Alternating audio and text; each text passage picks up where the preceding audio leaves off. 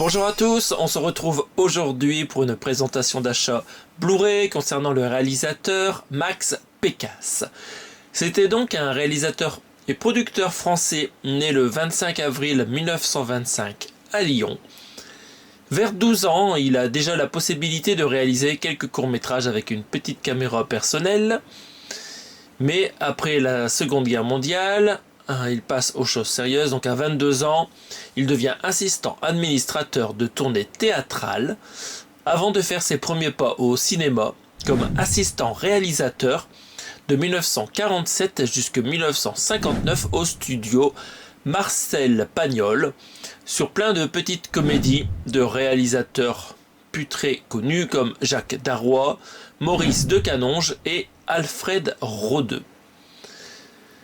Admirateur d'Hitchcock, il entame sa carrière de réalisateur avec des films policiers à petit budget, le plus souvent teintés de sensualité. Donc cette possibilité lui arrive grâce à la rencontre en 1959 avec un directeur d'une petite maison de production qui lui propose de réaliser son premier long métrage appelé Le Cercle Vicieux, tourné sur Paris en 1959 et adapté du roman La mort dans l'âme écrit par Frédéric Valmin. Le budget alloué sur ce premier film est de 500 000 francs seulement. On y retrouve déjà de l'érotisme, de la comédie et aussi de l'action. Il essaie de jouer avec la censure afin d'obtenir des interdictions de ses films aux mineurs afin d'attirer un public désireux de s'encanailler. Ainsi, dès 1963, Max Pécasse devient indépendant et fonde sa propre société de production appelée Les Films du Griffon. Ne pas confondre avec Gryffondor de Harry Potter. Après la libération sexuelle de 1968, il réalise ses premiers films érotiques. Il s'impose aux côtés de José Benazeraf comme un des maîtres du genre érotique, capable de bien s'exporter aux États-Unis comme au Japon. En 1975, le porno et son classement X arrivent sur les écrans français avec la loi Giscard et les distributeurs le contraignent à tourner une version hardcore de son film Félicia. Et c'est à contre-cœur et pour sauver sa société de production que Max Pécasse engage un bref passage dans la pornographie pour 2 films seulement. L'autre film, ça sera Luxure. En 1976, la comédie américaine Lâche-moi les baskets de Joseph Ruben, aussi appelée Pom Pom Girl en version originale, cartonne et il s'en inspire pour créer de la comédie pour adolescents avec un premier film au titre très proche, c'est Marche pas sur mes lacets. Donc voilà, Lâche-moi les baskets, Marche pas sur mes lacets. On pourrait penser que c'est une suite du film américain. Donc il fait pas mal de films pour les adolescents, des comédies légèrement érotiques. Mais il revient ensuite au polar avec Brigade des mœurs en 1985, qui est un échec commercial. Et du coup, il va arrêter le cinéma suite à la faillite de sa maison de production, ainsi que la mort de son ami réalisateur, Claude Mulot, noyé à Saint-Tropez, et c'est pas une blague. Max Pécasse meurt à 77 ans d'un cancer du poumon le 10 février 2003 à Paris. Il est actuellement inhumé au cimetière du Montparnasse. On va passer tout de suite à la présentation des films. Alors je vais vous présenter 2 Blu-ray que je me suis procuré tous les deux pour 5,63€ sur Blue Cats. J'ai profité des offres et des promos fidélité. Donc le premier que j'ai pu m'acheter sur ce site, il s'agit du film Je suis une nymphomane. Donc c'est la période érotique du réalisateur. Donc le scénario sur ce film est de Max Pécasse et aussi de Claude Mulot, dont c'est la première collaboration avec Max Pécasse. Claude Mulot avait réalisé auparavant un film érotique et un film d'horreur, donc il était encore débutant dans son métier. Donc c'est réalisé via la société de production Les Films du Griffon et on va tout de suite regarder le casting de ce film. On retrouve dans le rôle principal féminin Sandra Julien, de son vrai nom Sandra Calaputti, née le 14 février 1950 à Toulon, qui est une danseuse niçoise d'origine italienne, venue chercher le succès à Paris. Donc sur Paris, elle jouera d'abord un rôle de danseuse dans le film Le cinéma de papa de Claude Berry en 1971, avant de travailler pour Jean Rollin et Max Pécasse sur ce film. Dans le film, on trouve aussi une autre actrice, c'est Janine Reynaud, née le 4 août 1930 à Paris, donc un peu plus vieille, 20 ans plus vieille que l'actrice précédente. C'est une ancienne mannequin qui devient actrice française en 1965. Elle a déjà travaillé pour Max Pécasse dans le film La Main Noire, sorti en 1968. Au casting masculin, on retrouve Michel Lemoine, acteur né le 30 septembre 1922, et donc qui est acteur depuis 1947, qui est passé du film classique de Sacha Guitry au film érotique comme celui-ci, avant d'en réaliser lui-même, pour finir sur la réalisation de films pornographiques. On retrouve pas mal de ces films actuellement, si ça vous intéresse, sur le site du Chat qui fume pour 10 € le film. Voilà, c'est pas cher, les films de Michel Lemoine. Je pense que vous trouverez que des films érotiques sur le Chat qui fume. Dans les rôles masculins, nous avons aussi Yves Vincent, qui est né le 5 août 1921, donc il fait l'acteur depuis 1944, et vous avez pu le voir, et c'est sûr que c'est un visage que l'on retient. Donc on a pu le voir dans Hibernatus de Édouard Molinaro, sorti en 1969, dans le rôle de Édouard Crépin-Jaujard, le père de la future mariée. Dans le film, on retrouve un autre acteur, il s'agit de Michel Vaucoré, né le 2 octobre 1938, qui travaille pour Max Pécasse depuis 1965 avec le film Espion à l'affût. C'était aussi un proche collaborateur de Fernand Reynaud, il en a même fait une biographie en hommage. Enfin, évoquons Richard Saint-Brice, qui travaille pour Max Pécasse depuis 1961 avec le film De quoi tu te mêles, Daniela. Donc c'est un acteur sur lequel on n'a pas beaucoup d'infos. Richard Saint-Brice, ne pas confondre avec Gonzague Saint-Brice. Le tournage se déroule en 1970 à Antibes, au Cap d'Antibes, et aussi sur Paris, aux Champs-Élysées et au village suisse. Le directeur photo, c'est Robert Lefebvre, qui travaille depuis 1966 pour Max Pécasse. Il avait travaillé sur de gros films comme Casque d'or de Jack Becker en 1952, donc c'est une pointure. Le montage est du film de Max Pécasse, et son fils s'appelle Michel Pécasse. Pour la musique, on retrouve Derry Hall. Le film sort le 11 août 1971 via la société de distribution des films du Griffon. Il est interdit aux moins de 18 ans à sa sortie en salle. La centrale catholique du cinéma, ou CCC, est scandalisée par le rôle du prêtre qui vient au secours de la nymphomane.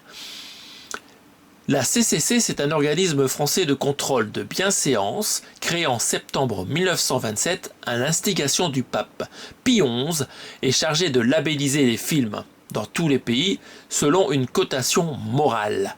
Elle déterminait indirectement la mise en place du carré blanc à la télévision française, même des changements sur les scénarios pour les réalisateurs qui s'inquiétaient donc de la labellisation de leurs films dans les dictionnaires de la centrale catholique du cinéma.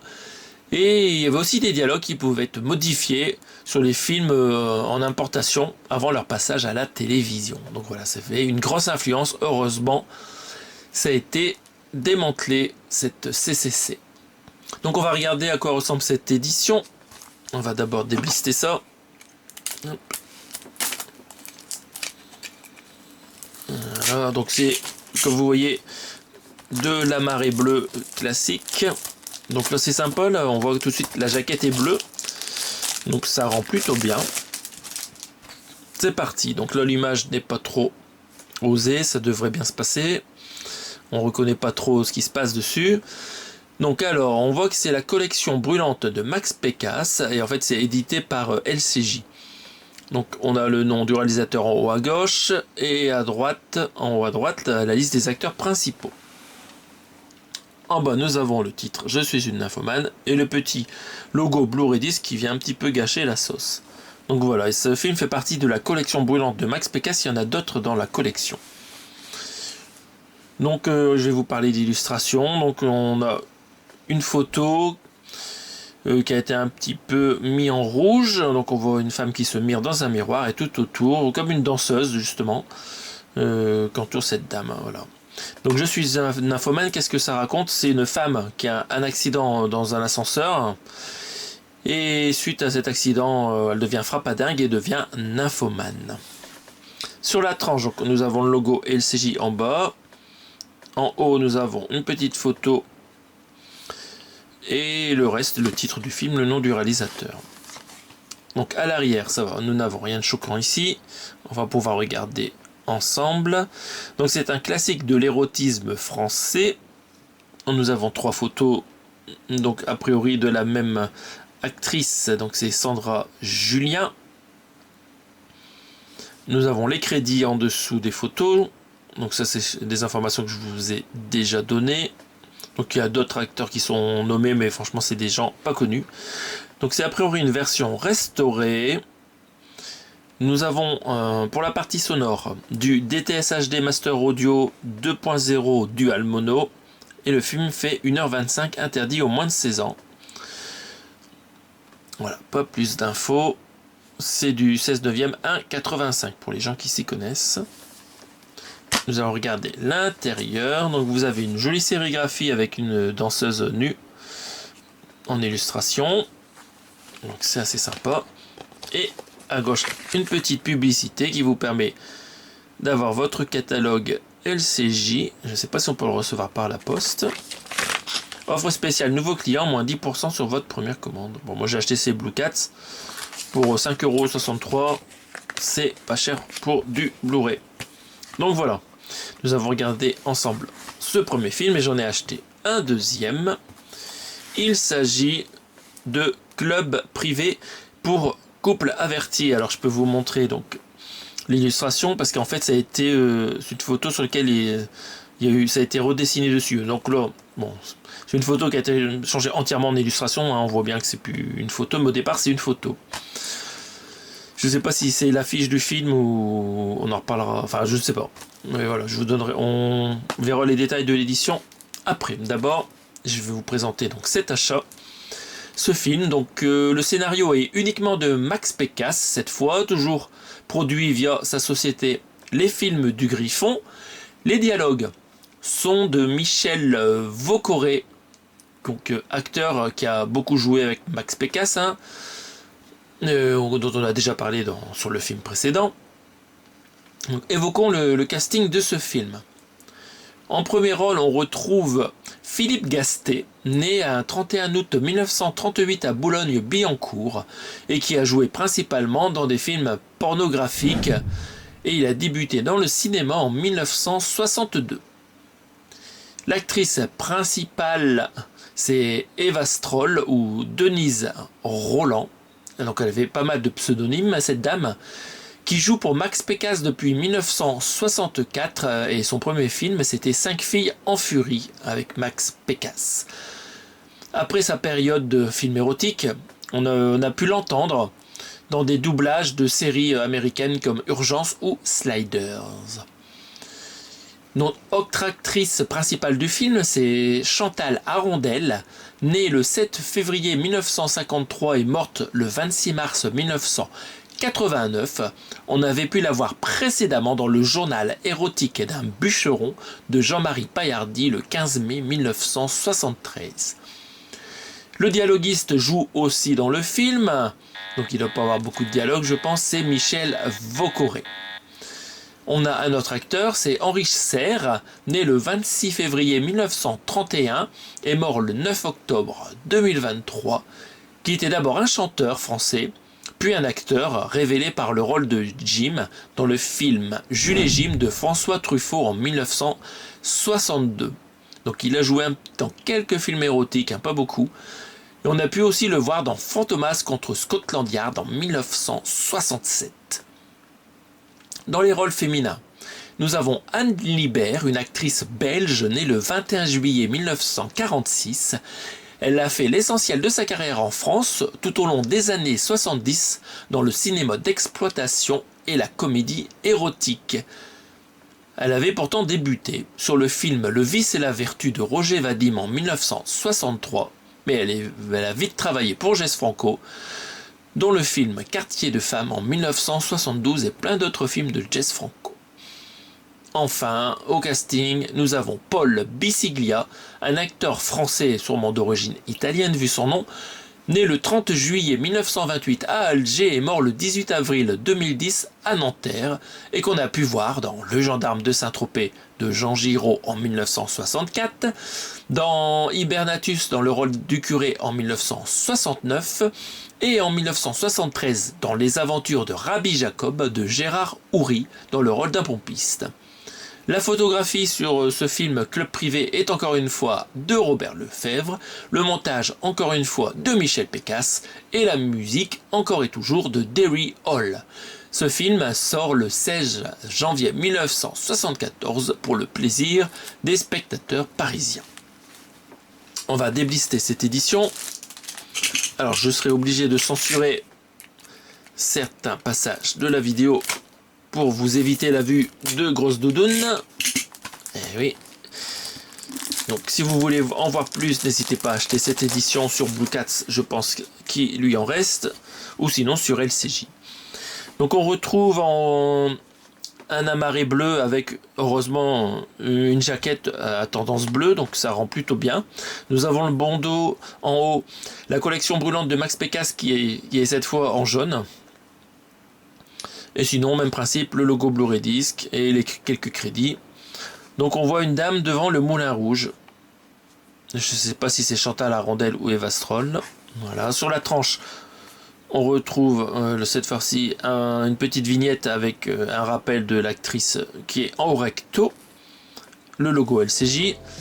Et donc à l'arrière, nous avons ici cette photo qui est entière, donc il n'y a pas de dessin dessus. Donc le recto c'était une illustration, je vous avais dit. Donc là on a la photo entière sans soutien-gorge.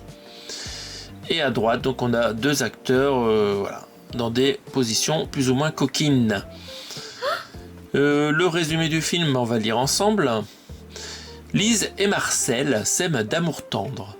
Lui est chauffeur de taxi, elle dit être cover girl. En fait, elle travaille sous le nom de Catherine pour Madame Jacqueline, tenancière d'une maison close parisienne. Marcel ignore tout jusqu'au jour où il conduit une belle cliente, Corinne, jusqu'à cette adresse. Il y reconnaît Catherine qui se livre à des prestations qu'il ne soupçonnait pas. C'est une plongée dans la dépravation, des plaisirs raffinés et l'instinct de débauche, d'après LCJ. Donc le film est en version restaurée. Nous avons du DTS Master Audio 2.0 Dual Mono pour la bande sonore. Le film fait 1h25. Il est aussi interdit aux moins de 16 ans. Nous allons regarder ensemble la sérigraphie. Donc encore une fois, nous avons le recto. Donc c'est un beau disque avec une belle sérigraphie. Donc voilà, c'est des films que je n'ai jamais vus. J'ai peut-être dû voir les comédies de Max Pécasse quand j'étais jeune. Mais je ne pense pas avoir croisé ces films-là sur M6, hein, ces films à carré blanc ou carré rose. Donc voilà, ma collection Max Pécasse qui commence, la voilà devant vous. Est-ce que vous avez vu ces films? Est-ce que c'est regardable ou est-ce que c'est vraiment chiant? Donc n'hésitez pas à me le dire en commentaire, hein, il n'y a pas de honte. Voilà. On a tous regardé des films dans ce genre-là. Et on se retrouve prochainement pour d'autres présentations d'achat, Blu-ray, 4K, Steelbook, DVD. Salut à tous!